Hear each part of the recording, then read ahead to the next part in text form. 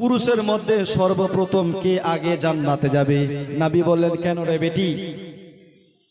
পুরুষের মধ্যে আমি আগে জান্নাতে যাব, কারণ আমি নবীগণের সর্দার। পুরুষের মধ্যে সর্বপ্রথম আমি, তোমার আব্বা আগে জান্নাতে যাবে। মা ফাতেমা জোহরা বলেন, আব্বা, মহিলাদের মধ্যে সর্বপ্রথম কোন মহিলাটা আগে জান্নাতে যাবে? বিশ্ব নবী শোনার পর বললেন, বেটি, ঈসা আলাইহিস সালামের মা মারিয়াম, সে আগে জান্নাতে যাবে। কে যাবে? ঈসা আলাইহিস সালামের মা মারিয়াম মহিলাদের মধ্যে সর্বপ্রথম আগে জান্নাতে যাবে। মুসলমান শোনার পর মা ফাতেমা জোহরার মনটা একটু খারাপ হয়ে গেল। মা ফাতেমা জোহরা ভাবলেন যে আমার কথা না বলে ঈসা আলাইহিস সালামের মা মারিয়াম বললো। ও মুসলমান বাবাজি ভাই, নবী মনের কথা বুঝনে वाला নবী, ইলমে গায়বের সংবাদদাতা নবী।